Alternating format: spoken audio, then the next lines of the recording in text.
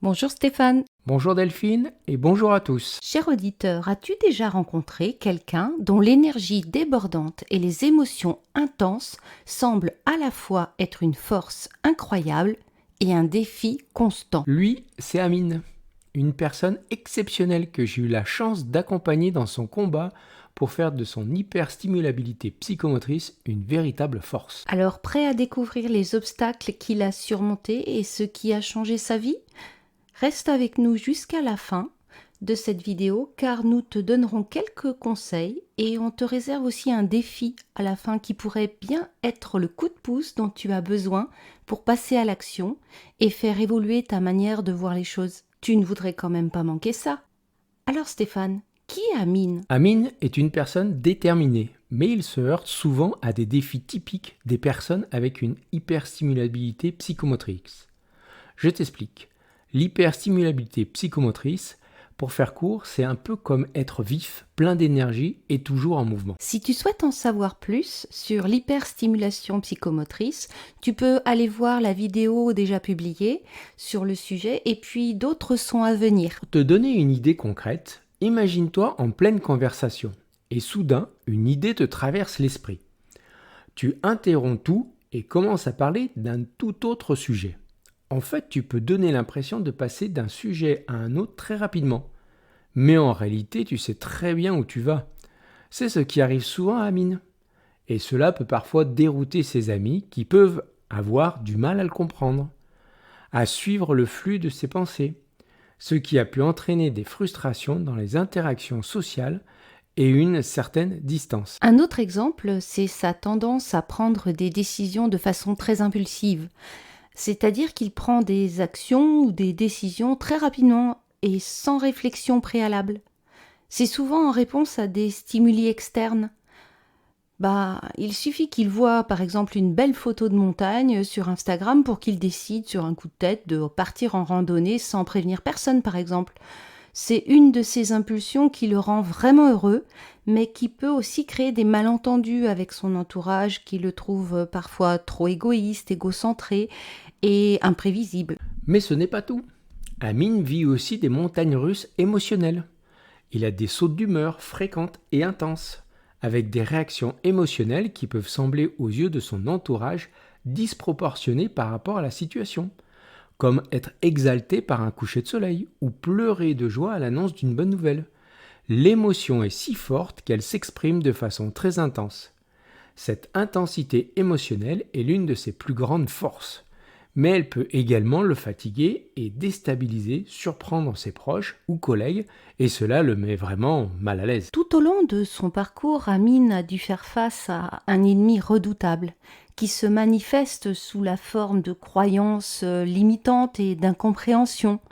Cet ennemi, il est insidieux, il se manifeste à travers ses interprétations et c'est un peu comme des fausses idées, mais qui semblent si réelles, comme par exemple l'idée qu'Amine doit constamment se contrôler pour être accepté par son entourage. Il se dit que s'il ne contrôle pas son désir constant de bouger, de se déplacer, son besoin de mouvement, pourrait être mal interprété et perçu comme de l'instabilité, de la distraction. Oui, ou encore il se raconte que son énergie débordante, accompagnée d'une agitation constante, est un défaut aux yeux des autres, et donc il se dit qu'il faut qu'il arrive à se canaliser pour être accepté. Il peut aussi interpréter le regard des autres et se sentir jugé négativement, ce qui peut le pousser à finalement s'isoler et il lui arrive aussi de se décourager dans ses relations car il a l'impression d'être mal compris. Mais en réalité, si tu veux tout savoir, le vrai défi pour Amine, c'était d'affronter son ennemi interne en lui-même, ses propres doutes et son sentiment de ne jamais être comme les autres. Son autocritique interne cherchait constamment à lui faire croire qu'il devait se conformer pour être aimé. Oui, et qu'il devait aussi cacher sa vraie nature pour ne pas déranger.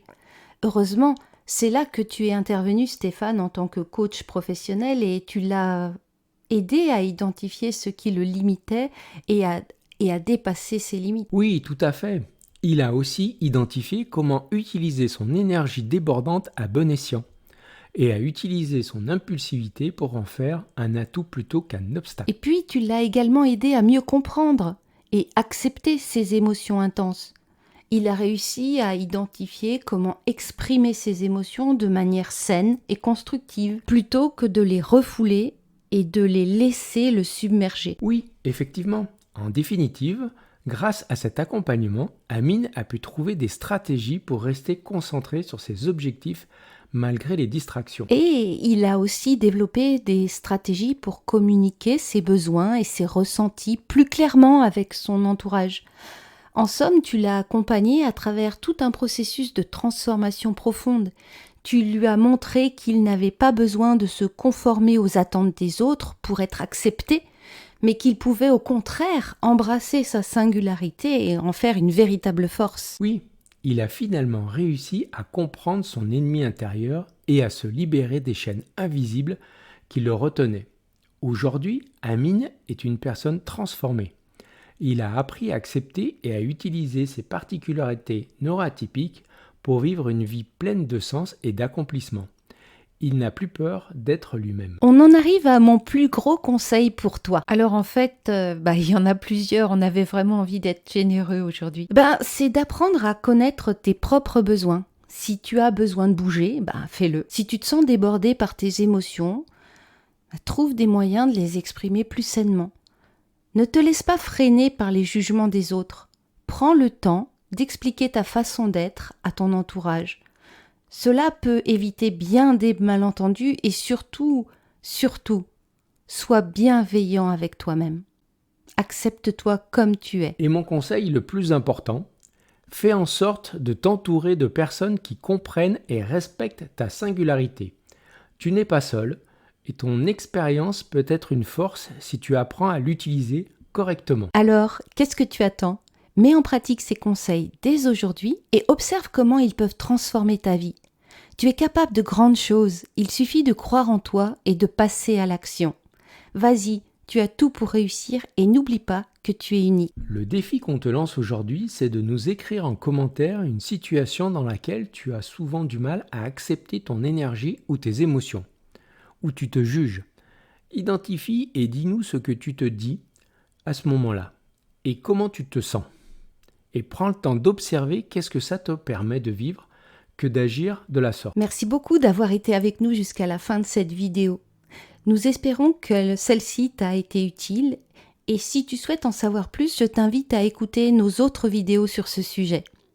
Pense, s'il te plaît, à mettre un pouce et à t'abonner si ce n'est pas déjà fait. Et rendez-vous vendredi prochain pour une nouvelle vidéo pleine d'inspiration. À très bientôt.